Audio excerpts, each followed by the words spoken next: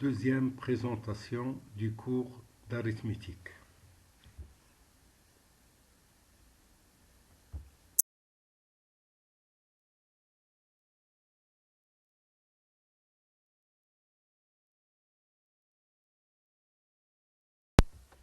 Dans cette deuxième présentation du cours d'arithmétique, nous allons traiter et rappeler quelques résultats importants sur la divisibilité. Ces propriétés vont nous aider par la suite à démontrer plusieurs propriétés concernant le PGCD, le PPCM et les propriétés qui en découlent. Premièrement, on va voir les multiples et les diviseurs d'un entier relatif par des définitions, des propriétés.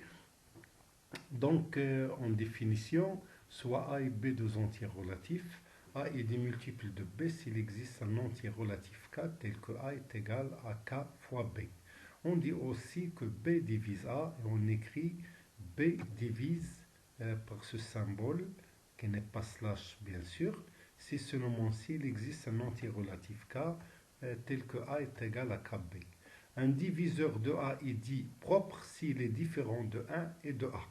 Donc, en exemple, 99 c'est 9 fois 11, donc 99 est dit multiple de 9 et de 11, et 9 et 11 sont des diviseurs de 99, et on écrit 11 divise 99, 9 divise. Deuxième exemple, moins 21, moins 14, on voit tous ces nombres-là sont des multiples de 7 et de moins 7. Donc on écrit 7 divise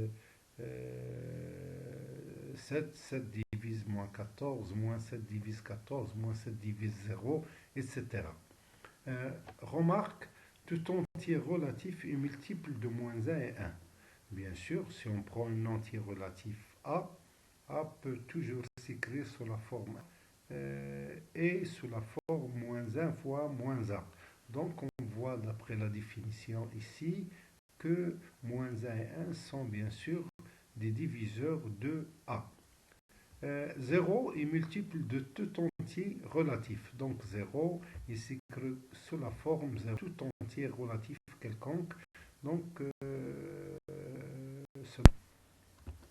on passe maintenant à un premier théorème sur la divisibilité. Donc on a un théorème 1, soit A et B deux entiers relatifs, tels que B est non nul. B divise A si seulement si le reste de la division euclidienne de A par B est égal à 0. Pour la démonstration, on va commencer par le sens réciproque du théorème, c'est-à-dire si le reste de la division euclidienne de A par B est 0, on va montrer que B divise A. Donc, soit Q et R, respectivement, le quotient et le reste de la division euclidienne de A par B. Donc, ceci est vrai parce qu'on peut faire cette division parce que A et B sont des entiers naturels relatifs tels que B non nul. Donc on est dans les hypothèses du théorème de la division euclidienne. On a A est égal à BQ plus R, avec le R compris entre 0 et B. Donc si le reste de la division euclidienne est nul, alors A s'écrit sous la forme ABQ plus 0. Donc B divise A. Réciproquement, si B divise A, donc, d'après la définition de la divisibilité, il va exister un entier relatif K tel que A s'écrit sous la forme ABK, qu'on peut écrire aussi BK plus 0. On peut donc prendre Q est égal, et R est égal à 0 qui est inférieur à la valeur absolue du diviseur B.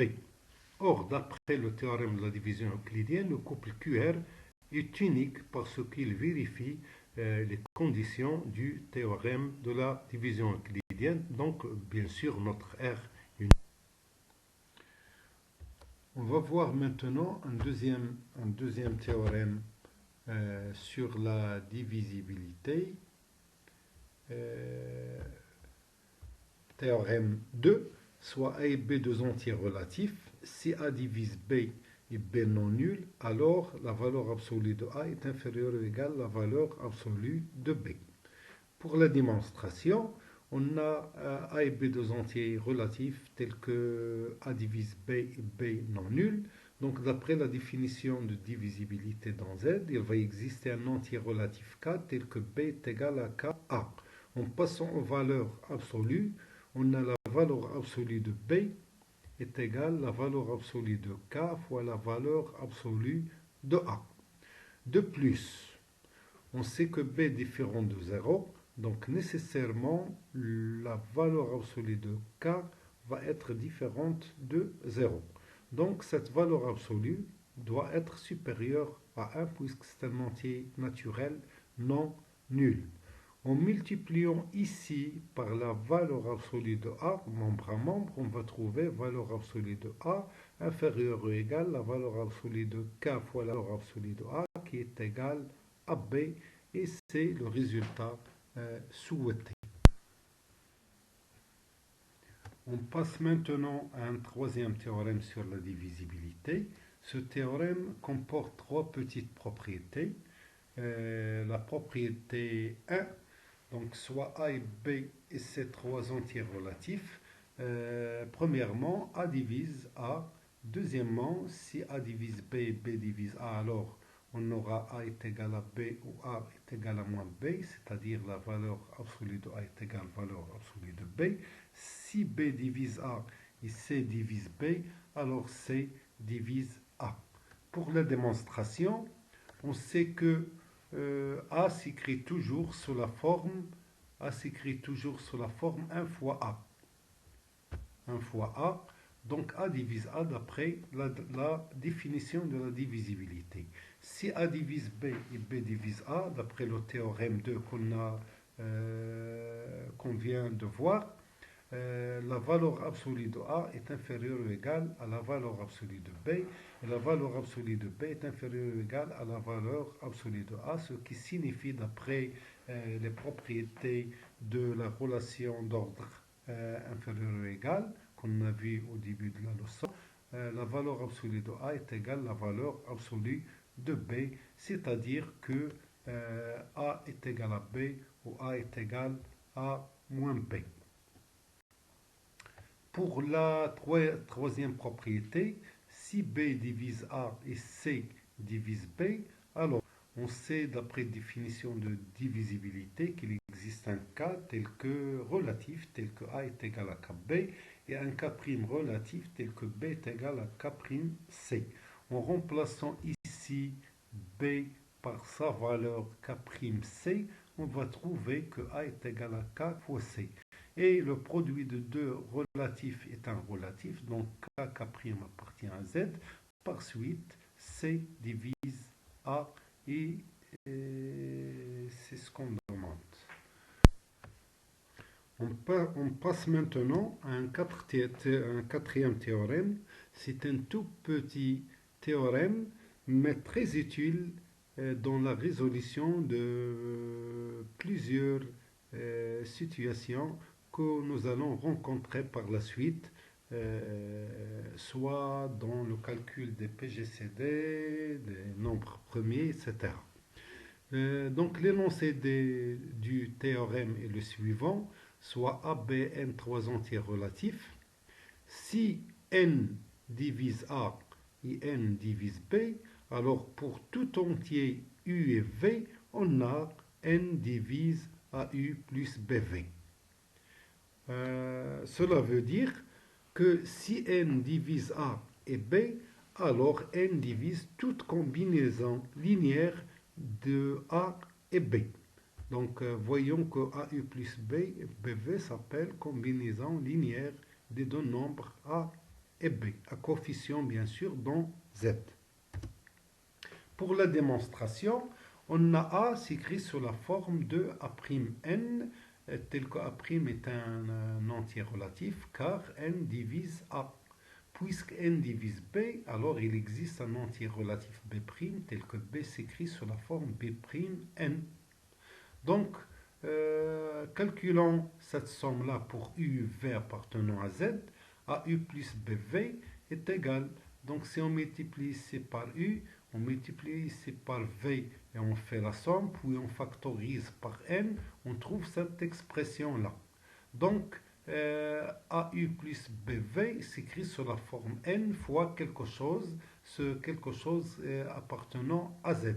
Par suite, N divise AU plus V. Donc, si N divise A et N divise B, alors N divise toute combinaison linéaire de A et de B. On va donner ici deux applications, essayez de les faire avant de voir la solution qui sera présentée après. La première application montrait que pour tout entier relatif x et a, si a divise 5x moins 7 et a divise 2x plus 3, alors a divise 29. Deuxièmement, déterminer les entiers relatifs n qui vérifient n plus 2 divise 3n plus 1. Et donc, prenez un petit temps pour essayer de réfléchir. On donne maintenant la solution, ou bien les solutions des deux exemples proposés. Donc, pour la première application, on a x et a deux entiers relatifs, et on sait par hypothèse que a divise 5x moins 7 et a divise 2x plus 3. Donc a divise toute combinaison linéaire des nombres 2x plus 3 et 5x moins 7. En particulier, il va diviser cette combinaison linéaire bien choisie qui va nous donner le résultat souhaité. Donc si on multiplie 5 moins 7 par moins 2 et on multiplie 2x plus 3 par 5, on va éliminer le x pour trouver finalement le 29. Donc, on voit bien en utilisant la propriété précédente que A divise 29. Pour la question ou bien l'exemple numéro 2, on veut chercher les nombres entiers relatifs, vérifiant cette divisibilité. N plus 2 divise 3n plus 1. Donc on a n plus 2 si un entier relatif n vérifie la propriété, c'est-à-dire n plus 2 divise 3n plus 1. On sait que n plus 2 divise lui-même, donc cet entier relatif, donc on aura d'après la propriété précédente, n plus 2 va diviser toute combinaison linéaire de 3n plus 1 et n plus 2. En particulier, on va choisir la bonne qui va nous donner le résultat souhaité. Donc, si on ajoute 3n plus 1 à n plus 2 multiplié par moins 3, on va trouver moins 5. Donc, notre n cherché vérifie n plus 2 divise moins 5. Et on sait que dans Z, les diviseurs de moins 5 sont moins 1, moins 5, 1 et 5, ce qui signifie que n appartient à un ensemble formé de moins 7, moins 3, moins 1 et 3. Et on vérifie la réciproque parce qu'on est parti d'un entier n qui vérifie la divisibilité de n plus 2 par 3n plus 1.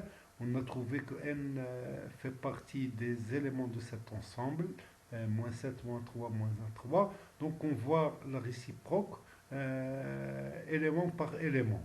Par exemple, si on prend moins 7 et on le remplace, on le substitue ici, on trouve moins 7 plus 2 qui est égal à moins 5, 3 fois moins 7 plus 1 qui est égal à moins 20. Donc on voit bien que moins 5 divise 20 et on fait la même chose pour les autres éléments de la solution pour finir.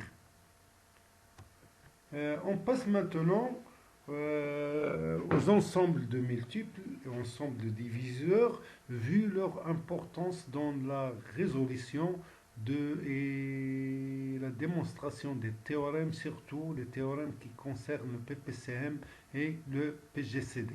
Nous allons commencer par l'ensemble de multiples. La définition suivante, soit n un entier relatif, les multiples de n dans Z sont toujours de la forme Kn d'après la définition, et on note l'ensemble des multiples de n par nz, qui est l'ensemble des Kn tels que K appartenant à Z. Des exemples, 3Z, c'est l'ensemble des multiples de 3, donc il est formé par 0, 3, 6 et leur opposé.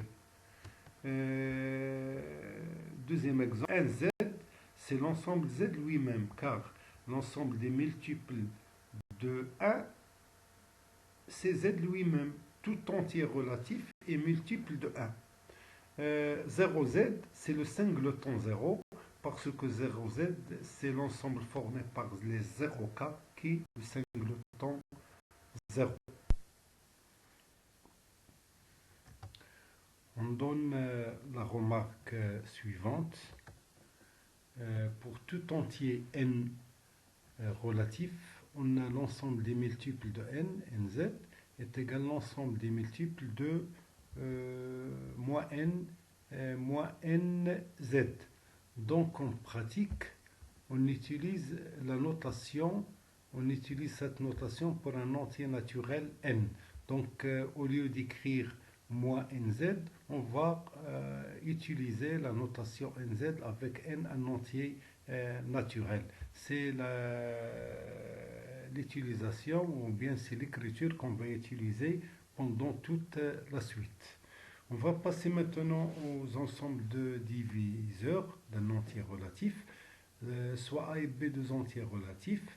DA désigne l'ensemble des diviseurs de A, DAB désigne l'ensemble des diviseurs communs à A et B.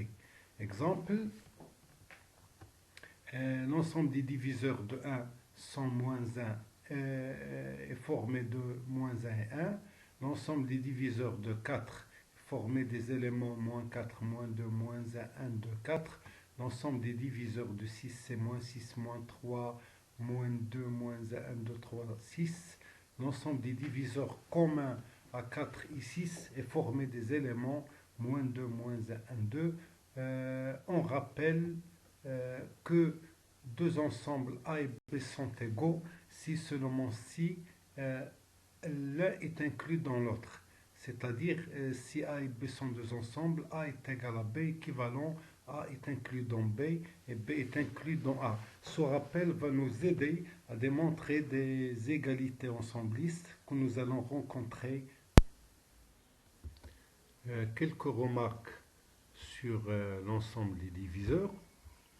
La remarque 1, l'ensemble des diviseurs communs à A et B est égal à l'intersection de l'ensemble des diviseurs de A et l'ensemble des diviseurs de B. En effet, si on prend un élément ici appartenant à l'ensemble des diviseurs communs A et B, donc c'est un diviseur commun, il divise A et il divise B. Donc il appartient à DA, il appartient à DB. Dans l'inclusion, l'autre inclusion, si on prend un élément qui appartient à DA inter DB, donc il appartient à l'ensemble des diviseurs de A et à l'ensemble des diviseurs de B, donc il va appartenir à DAB, d'où l'égalité. Rappelez-vous que deux ensembles sont égaux, si l'un est inclus dans l'autre. Pour la deuxième remarque, si A est différent de 0, l'ensemble des diviseurs de A est un ensemble borné non vide. Bien sûr, on sait que n divise tous les nombres relatifs. Donc 1 appartient à DA, donc cet ensemble n'est pas vide. Et quel que soit D appartient à l'ensemble de diviseurs de A, donc D divise A. D'après une propriété précédente, la valeur absolue de D est inférieure à la valeur absolue de A, ce qui signifie que D compris entre moins la valeur absolue de A et la valeur absolue de B, ce qui signifie que l'ensemble de A est borné. Une troisième remarque, si A et B ne sont pas tous nuls, on a de même l'ensemble des diviseurs communs à A et B est borné et non vide. Bien sûr, le 1 appartient à DAB, puisque 1 est diviseur de tout nombre entier relatif. Et quel que soit D appartient à B, donc soit D, la valeur absolue de D est inférieure ou égale à 1, A, ou la valeur absolue de D est inférieure ou égale à B. Autrement dit, D est inférieur ou égal à max de valeur absolue de A et de valeur absolue de B, qui signifie que l'ensemble D est compris entre moins le max et plus le max D de valeur absolue.